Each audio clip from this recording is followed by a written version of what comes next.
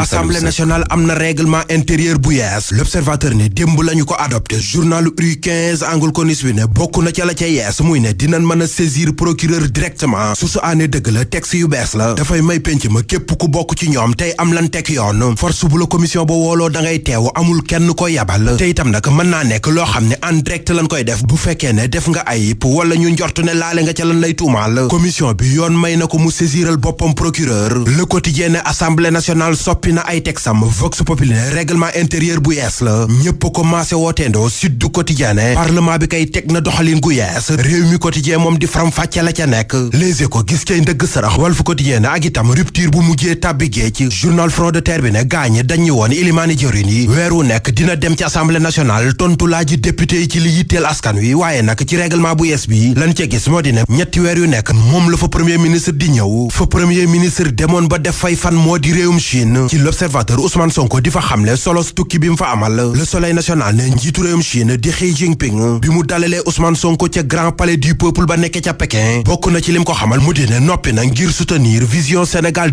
2050 ci Libération yéenekaay Ousmane Sonko ne du yàgg dara sénégalais yi dinañ xam li mu jële ci biléb tukki yéenekaay bi ne bokk na ci débloquer financement autoroute Mbour Fatick Kaolack ak it lancement ñaareelu phase projet ci wàllu ndox ca kaw ga enquête yéenekaay ne Ousmane Sonko tukki bi mu amal ca Chine fexe na ba xaatim fa ay déggoo yu bari yoo xam ne Sénégal dina ca gis boppam bu baax li askan wi gisagul seen bopp nag Tribune yéenekaay nee na bokk na ci magasin témoin yi nguur gi fi nekk ne woon dinañ ko tabax ak jële fi yenn agence yi te ba fii journalu des médias bi nee na France dalli xëddeen Ousmane Sonko ci Vox Populi mel ni ko naan nanu yónni yàgg bàjjo bi bawul dara te it tukki bi mu njëkk a def ci fu génn déndu Afrique may na ko mu xamaat dëgg-dëgg ne lëkkaloo gi ku nekk da caa war a gis boppam El Malick Ndiaye mi gis boppam ci kàddu yi Bachir Fafana waxoon da ko porter plainte ci Libération yéenekaay moom président Assemblée nationale mu fay xamle ne du nangu benn yoon kenn di xajamal bànqaas bi muy jiite ci kàddu yu wérul Bachir Fafana ci biir yéenekaay bi ne gannaaw bi mu yëkkatee kàddu yi ci la amee xibaar ne juum na ci nit ki mu wax waral ba kàpp di coordination des associations de presse di ko ñaanal njekk ak njëgal Les Échos yéenekaay ne loolee terewul ba dóor nañ ko mandat dépôt ngir fësal xibaar yu wérul war koo attee itam àllarba bi ñu dëgmal ki nu atteegul te mu nekk ba tey ca kaso ba moo di Farba Ngom Libération yéenekaay ne dossier médical ba mu dugal ngir wane ni wér-gu-yaramam mayetu ko muy nekk ca kaso ba terewul ba parquet financier ne ko da ngay wéy di toog ca kaso ba xaar ngir ñu defub saytu ci médical bi mu fa dugal